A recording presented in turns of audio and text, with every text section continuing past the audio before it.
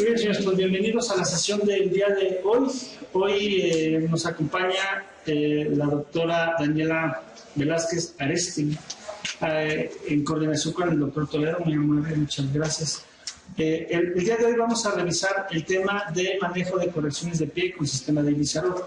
La doctora Velázquez, ella es egresada de ortopedia de Darío Fernández de Liste. Posteriormente ella hizo un año de ortopedia pediátrica en el Hospital Shriners. Actualmente labora y es adscrita en el Hospital Shriners en la clínica de alargamientos. Y la doctora también es miembro de la Facultad de Chicago de Lower Extremity Surgical Foundation.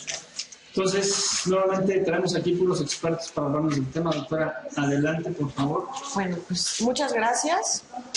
Muchas gracias por la invitación. Espero poder compartir con ustedes esto pues, que yo hago con mucha frecuencia y que es un método que puede corregir muchas deformidades y sobre todo deformidades que son muy agresivas y resistentes a tratamiento. Entonces, en particular, aunque el Lizarov se puede utilizar en varias estructuras, yo en particular hago corrección de deformidades prácticamente de la rodilla para abajo, ¿no? Pero bueno, entonces, ahí están mis datos. Estoy en la clínica de alargamientos del Hospital Shriners y en el Hospital Ángeles Acoxpa, mi correo electrónico. Y bueno, pues empecemos un poco con la historia.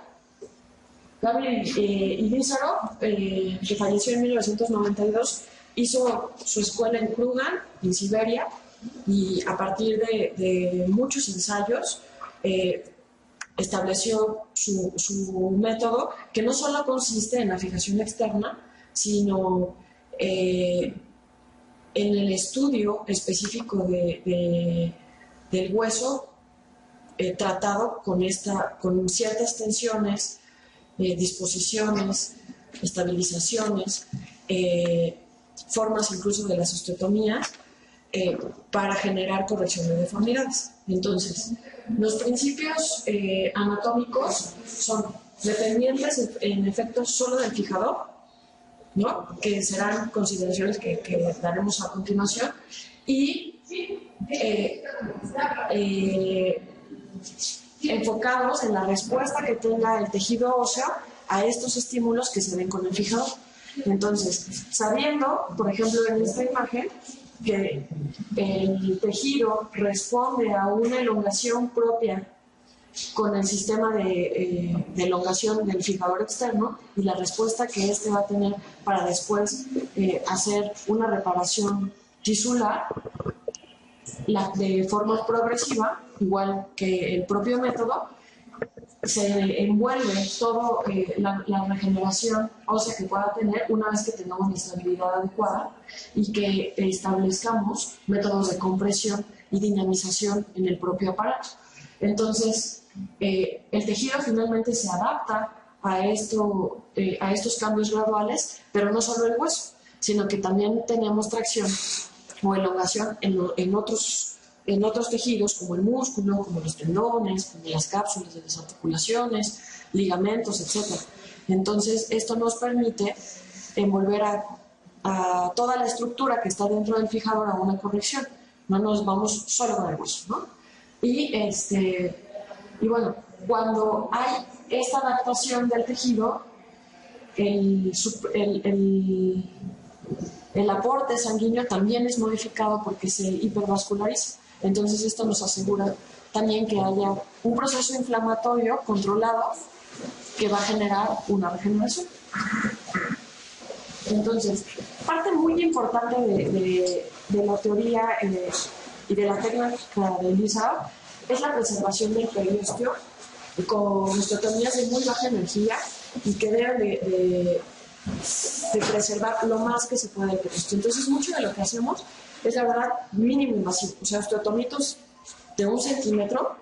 La idea también no es por intentar hacer una incisión muy pequeñita, lastimar el resto de los tejidos blandos, pero que nos dé oportunidad para no lastimar, para no desperiostizar, para no quitar todo el suplemento vascular al hueso, y entonces tratar de conservar al periósteo como tal, como una estructura fundamental para la regeneración. Entonces, por eso es que a mí hasta me hace mucha burla, porque si le paso la sierra, no, en los tetones. Es que con la sierra es rapidísimo, sí, seguro. O sea, eso no es el problema, ¿no? Pero con los tetonitos, hasta el fémur más grande se rompe con unos tetomo y con el método adecuado y con paciencia. Que también la otra es que puedes agarrar y querer hacer así y todo se laja, ¿no? Entonces, todo es con mucha paciencia, todo es muy tranquilito y se preserva el tejido, ¿no? Entonces, muchas de las características que nos ofrece el sistema de Elisa es primero que es multiplanos. Podemos corregir todos los planos al mismo tiempo y controlarlos de forma simultánea. Es dinámico, es decir, si yo pongo un aparato, por ejemplo, en este sentido, para hacer una corrección de un pie equinovaro, pensémoslo así, tengo la oportunidad de hacer la corrección del equino y del varo si quisiera intervenir en este sentido, e incluso del aducto si lo hiciera más a nivel del antepié. Pero puede ser que haya un momento en que ya haya logrado la corrección del varo. Entonces paro la distracción ahí, pero me falta el equino y sigo dando distracción al equino hasta que la corrija. Hay algunas cosas que podemos hacer en agudo, por ejemplo, una osteotomía de rotada de tibia que en el momento nos va a quitar la rotación interna y ahí ya no necesitamos seguir dando distracción, pero los otros componentes de la deformidad seguimos tocándolos de la manera en que nosotros vayamos queriendo. Entonces, esto también significa que debemos ser muy pacientes con el método. ¿Por qué? Porque si nosotros queremos que en 6 semanas esto esté resuelto, la verdad es que eso no va a suceder. Entonces, hay que estar viendo a los pacientes cada 2 o cada 3 semanas, hay que ser muy pegados al paciente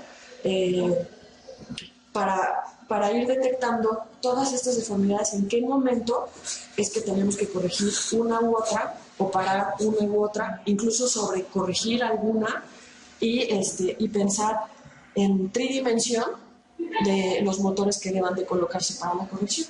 Entonces, en los niños existe la posibilidad incluso de hacerlo sin osteotomías, pues el tejido blando responde tan bien a la tracción que podríamos no osteotomizar.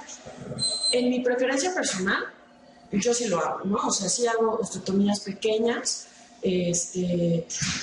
para poder tener un mayor control sobre la movilidad del pie. Pero Ilízaro y Kirienko, que es su alumno predilecto que ahora está en Milán, prefieren hacerlo sin osteotomías. Y no hacen, Ilízaro no hacía y Kirienko ahora no lo hace, correcciones en agudo. Todo lo hacen progresivo, todo. Entonces, pues, ¿qué es lo que nosotros estamos haciendo? Pues corrigiendo deformidades congénitas, por ejemplo, el peor. Chaparrito es un paciente del hospital, tiene una deformidad así, más de 5 cirugías en cada pie, una cicatriz retráctil muy importante, y tratamos otras deformidades causadas por problemas neuromusculares como parálisis cerebral, como secuelas de meningocele, artrogriposis, secuelas de quemaduras, secuelas de fracturas, charcot-marie-tooth y todo lo que se les pueda ocurrir sindromático también engloba en este tipo de correcciones.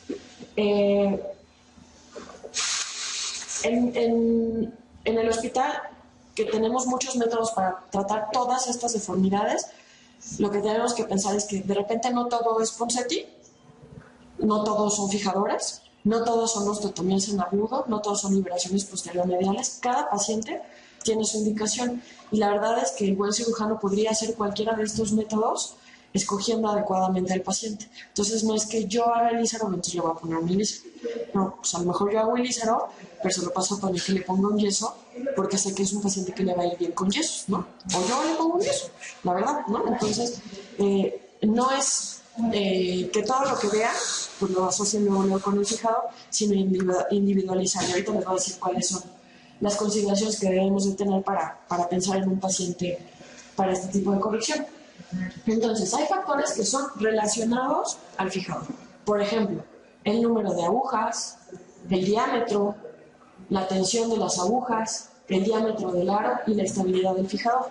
Digamos que de un nivel que yo piense corregir, si pensamos, por ejemplo, aquí, y quiero hacer una osteotomía para alargar, para hacer una corrección de deformidad angular, debo tener 2 niveles por arriba y 2 niveles por abajo para pensar que el fijador es estable.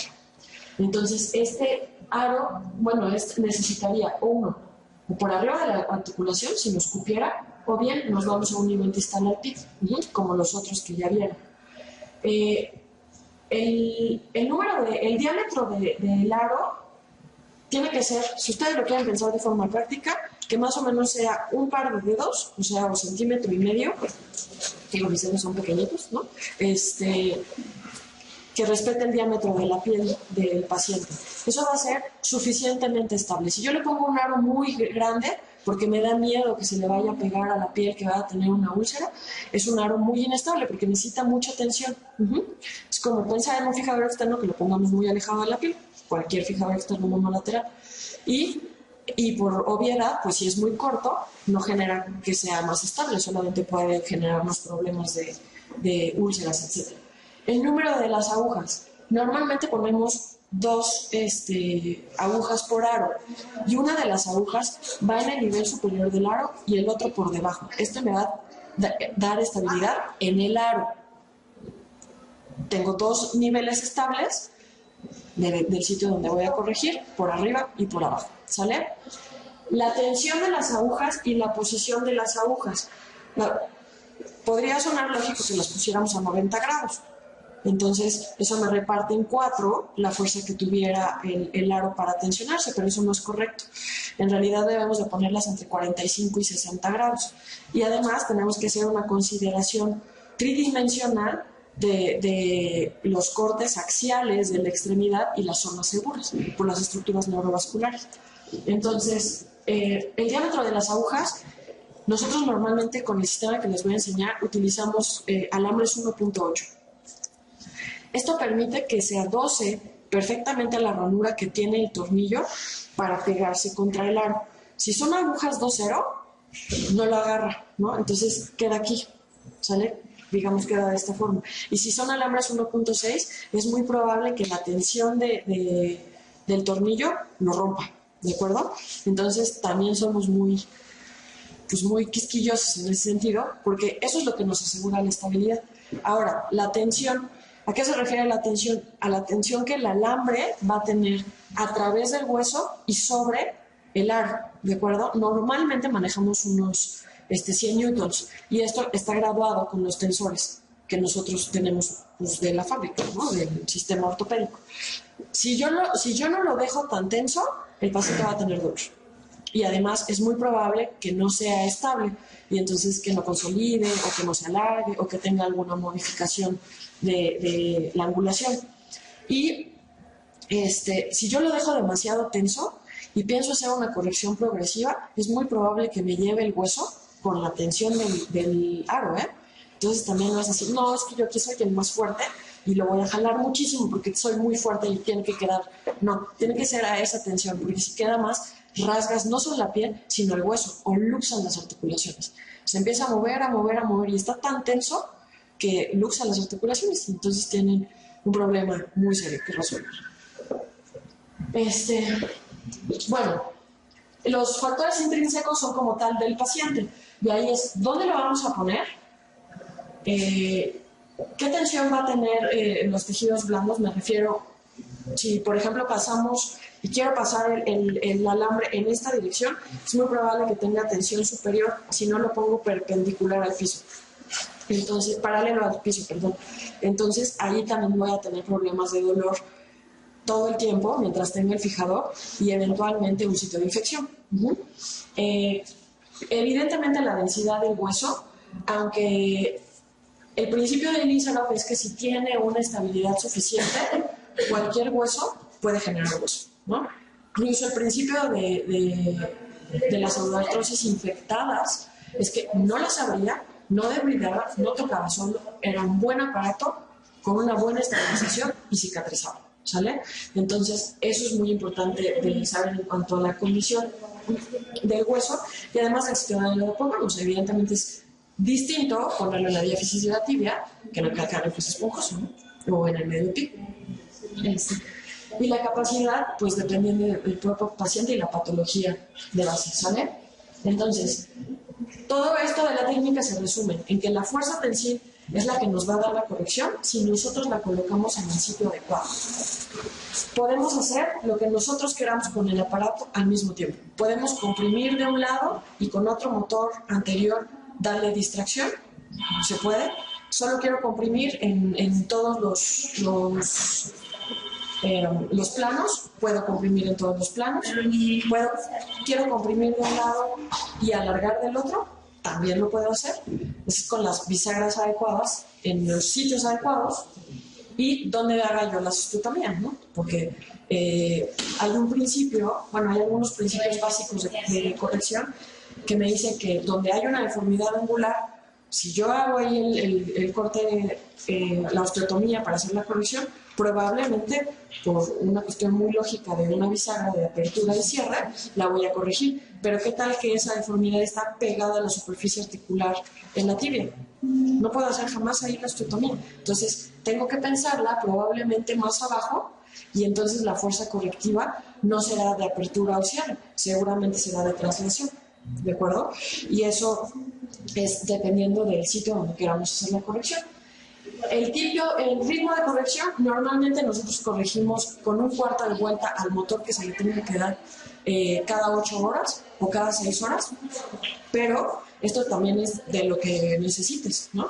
Si tú haces cada 2 horas la corrección, lo puedes hacer, el tejido te da. Lo que pasa es que vas a generar contractura muscular, vas a hacer que el tejido sufra y que probablemente le duele.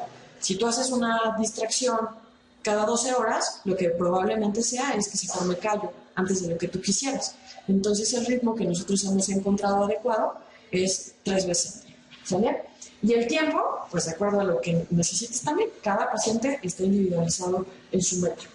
Entonces, pues podemos ponerlos donde quieran, mis sistemas, hay todos los que ustedes se antojan en el mercado, como casi todos los implantes ortopédicos, ¿no? El número de casas ortopédicas, eso sería. ¿Qué es lo que yo utilizo gracias a la Fundación de Chicago? Es este sistema que se llama ToolLock, es de Orthofix. Bueno, yo los conocí en Shriners y después seguí trabajando con ellos en campañas externas que hacemos con algunos niños con bajos recursos y después trabajé un rato en el Teletón, entonces también tenemos ahora a los niños del Teletón y seguimos trabajando con ellos y además los presentes en Shriners. Entonces el sistema es muy noble porque primero los aros son de aluminio de avión, entonces no pesan nada, de verdad no pesan nada. La verdad es que se me olvidó mostrar que son los aros, pero se lo prometo que luego se y es mucho más fácil de armar el sistema viejo de Elizabeth, que era pues de aluminio, súper pesado, y que todas las piezas venían sueltas. Aquí los aros ya vienen circulares y vienen marcados, todos tienen unas ranuras en donde ese es el centro del aro. Entonces te dejas de estar contando 1, 2, 3, 4, 5 partes, 16, no, 8, no. Otra vez, ¿no? No, estos ya están marcados, entonces es muy fácil armar los aparatos. Bueno, pues es más sencillo. Y todas las piezas son modulares. Por ejemplo, esta piececita en este círculo tiene una rosca. Entonces esto actúa como si fuera una tuerca. No necesitas pasar un tornillo y luego pasar una tuerca. Solamente pasas por ahí el tornillo y ya se adosa al aro, por ejemplo, ¿no? Entonces todas estas pinturas hacen que sea un sistema muy bonito. Ahora, las viejas bisagras de Elizabeth eran monoplanares. Tú tenías que planear, podías hacer modificaciones en el espacio con algunas piezas adicionales, pero construías una bisagra muy complicada. El beneficio de las bisagras de ToolLock es que son multiaxiales. Entonces, si tú quieres controlar 2 planos distintos, lo puedes hacer sin ningún problema. Si lo quieres actuar solamente así de apertura y cierre, bloqueas la bisagra con una tuerca arriba o abajo y la otra funciona solamente de apertura y cierre. Entonces, tú puedes controlar tanto como tú quieras los motores, ¿no? Bueno, las piezas todas miden 10 milímetros de ancho y entonces con una llave española de 10 puedes controlar todas las piezas del aparato. Y Elizabeth tiene ese inconveniente, hay algunas que son de 11. o 12 milímetros, la llave ya no te cabe. Tienes que estar entre los orificios haciendo presión para mover el aparato. Entonces, este tiene otras noblezas. Y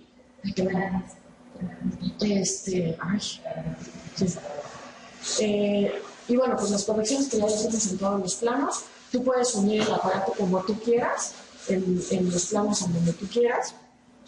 Yo la verdad es que armo los aparatos prequirúrgicos.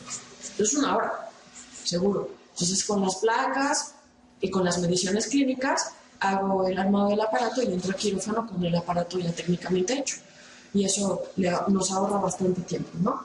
Bueno, aquí les voy a hablar un poco de los principios de las osteotomías en el pie, diseñado por Kirienko. Este libro es un libro muy bonito, que ustedes que son muy cibernéticos seguro lo pueden conseguir en internet. El autor es Alexander Kirienko y habla específicamente de corrección en pie y tobillo para deformidades con ilísano. Entonces el principio es que tú puedes hacer una osteotomía en el sitio que tú quieras del pie para hacer lo que tú quieras. En este caso, por ejemplo, para corregir el cabo, haces una osteotomía posterior al calcáneo y otra astragalocalcánea en forma de V, que se va a abrir progresivamente con el mismo aparato y vas a poder corregir el cabo para mantenerlo plantígrado. Si lo estamos viendo en el plano lateral, si tienes un cabo muy importante que además está comprometiendo el antepié, como en este caso, entonces prolongas la V con una Y y entonces puedes aún más levantar la parte más plantar. Y entonces ahí pueden estudiar todo el tipo de las osteotomías, que son como 15 seguramente que vienen ahí, pero este no es el objetivo de la plática, sino que conozcan de qué se trata el método. Entonces, es un método que a mí me encanta porque además de todo lo que ya les platiqué, pues si uno tiene una buena relación con el paciente se hace cargo de su aparato. Y los niños son muy listos. La verdad es que no hay que menospreciarlos. Ellos solo se pueden hacer sus curaciones. Ellos se mueven los motores. La verdad es que si uno habla bien con ellos antes de colocarles el aparato, te entienden perfecto de lo que se trata y llegan con el aparato limpiecito, apoyando, que eso es otra ventaja muy importante. Todo el tiempo que el paciente tiene el aparato está apoyando. Entonces, quita el tiempo de incapacidad, digámoslo así. Algunos los integramos hasta la escuela, ¿Y los acuerdan del primer chico? Que era pues así nos quedó padre, ¿no? Esto es la inicial, hacemos muy poca corrección posquirúrgica inmediata y de forma progresiva vamos haciendo la corrección plantígrada. Y mira, esto fue cuando yo era residente. Y ahora que ya regresé, lo vi, está padrísimo, ¿no? O sea, 5 años después, 4, 15. Esta es una guía del Teletón, es un síndrome de Weaver, que en esencia es una espasticidad generalizada, sin problema cognitivo. Entonces, esta nena nunca había caminado. Nosotros pensábamos solamente porque era muy difícil ponerse el zapato y ponerla en la silla de ruedas. Por eso era la idea de corregirla. Entonces, un pie sumamente rígido y nunca tocado, en una niña de 10 años. Entonces, le hicimos una corrección aguda con una osteotomía posterior y pues así nos fue de principio. Es un aparato corto, porque en realidad todo lo hicimos en el pie, no lo hicimos nada en la tibia, y con estos aros es con lo que apoyan. Esto no está tocando el pie y la verdad es que no le da estabilidad al aparato, solamente es un sostén para que ellos puedan pisar, ¿sale? Y no rocen con su piel. Y este es el final. Está padre, ¿no? Bonito. Y pues la pusimos a caminar, además de caminar.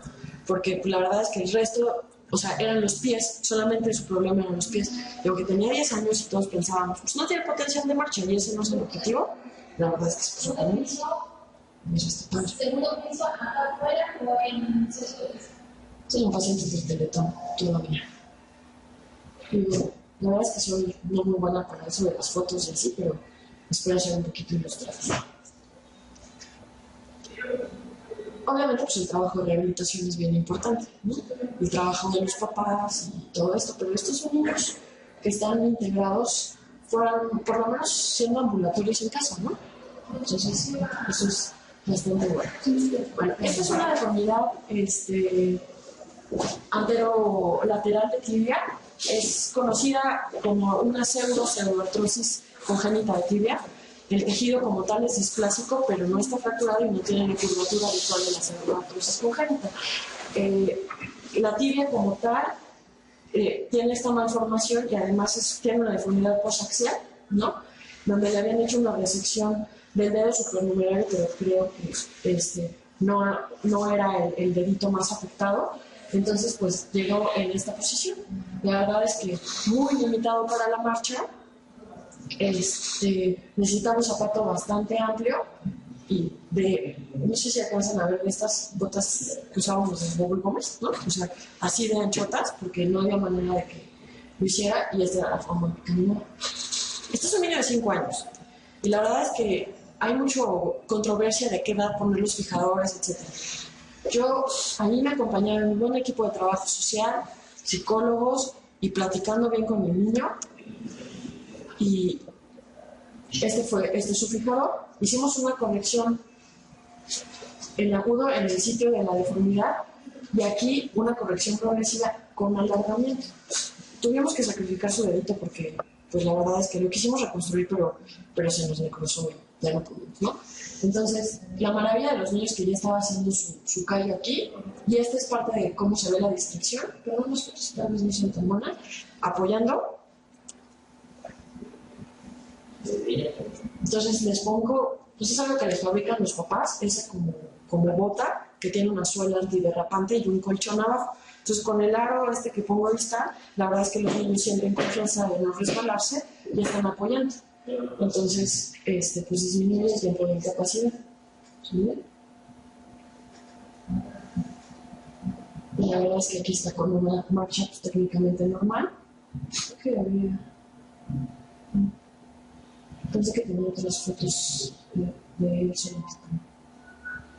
Ha quedado con un acortamiento de 1 centímetro y usaba una férula de polipropileno, ¿no? Esto es así lo hice finalmente, ¿no? Un pie plantígrado, con movilidad completa porque no tocamos la articulación. Un poquito de deformidad residual en el tercio medio de la tibia, pero la verdad es que peca minuta. Y esta es la zona de regenerados. ¿Sale? Este chico se llevó probablemente unas 8 semanas en completar todo el tratamiento. Este es un chico con parálisis cerebral y usamos nosotros muchísimos métodos para hacer la corrección del pie pronado en parálisis cerebral, pero la particularidad de este paciente es que es autista.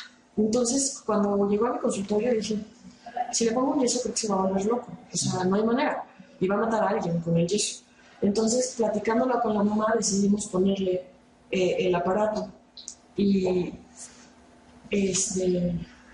apoyar con el aparato. Entonces, al día 1, él estaba pegándole con su aparato. Y la verdad es que hicimos la corrección en 6 semanas, que es lo que se lleva un alargamiento de calcáneo hasta la escafoidea, pero con la ventaja de que el chico pudo apoyar todo el tiempo. Entonces, aunque sí estaba en casa, etcétera, él estaba apoyando y de veras pues sí es muy autista. Entonces digo, de todas formas cualquier cirugía no le iba a entender, pero tenía una marcha muy dolorosa y siendo adolescente ya no hacía muchas de las actividades cotidianas. Y este es el pie final, ya como un apoyo planteado, y bueno, pues son los ejemplos. No sé si, bueno, antes les voy a hacer un par de anuncios. El primer anuncio es el Congreso de la Sociedad Mexicana de Ortopedia Pediátrica. La verdad es que es un foro que ha crecido muchísimo en los últimos años. Hay maestros internacionales y se tocan prácticamente todos los tópicos, desde displasia de desarrollo de la cadera, pique lobar, trauma en niños, este tipo de cosas también, etcétera, ¿no? Hay varios talleres previos al Congreso de medición de radiografías para corrección de deformidades, ultrasonido de caderas, etcétera, ¿no? Entonces, bueno, pues pueden participar con un trabajo o pueden participar como congresistas y este año será en Guadalajara y siempre es el puente del 20 de noviembre, siempre es ese puente. Entonces, además están de puente, así que, bueno, ya regalos, ¿no? Y el otro es, mi curso que será el segundo año que lo hagamos el próximo año, el curso de deformidades angulares en miembros pélvicos, en donde lo estamos haciendo en la unidad de posgrado de la UNAM, que seguramente ustedes la conocen, y tenemos un taller con cadáveres en la Facultad de Medicina de la UNAM. Estamos utilizando el sistema de TrueLog. El año pasado nos acompañó el doctor Samchukov, que es el que patentó el sistema de TrueLog que está en Scottish Rite, y la facultad de la Fundación de Chicago, el doctor Rodríguez y el doctor Paul Bishop. El doctor Harfush del Shriners también. Y este año siguiente queremos traer a Kirienko, que está en Milán. Estamos prácticamente confirmados. Y bueno, la idea, la verdad es que yo sé que este sistema, pues pocos lo han visto y queremos expandirlo. Queremos que la comunidad latinoamericana sepa utilizarlo y pues identificar a los pacientes y poder referirlos de forma adecuada para pues un tratamiento oportuno que creo que les puede dar mucho beneficio. La verdad es que me caen mejor los niños y hago más niños, pero pues es un método que por supuesto se utiliza en los adultos, ¿no? Entonces, en todo lo que se les pueda ocurrir de un pie que ya haya recibido muchas deformidades, a muchas técnicas, este es el método de elección, por mucho. Entonces, afortunadamente tenemos el sistema, tenemos el instrumental y pues hay que sacarlo a los pacientes, nada más. ¿Sí? Aprovecharlo. Señores, ¿y ese cuándo es? En enero. Enero 2016. Estamos el puente, porque todo es mejor en puente, la verdad, del 5 de febrero. Entonces me parece que es 31 de enero. Lo hacemos jueves, viernes, sábado. En la UNAM.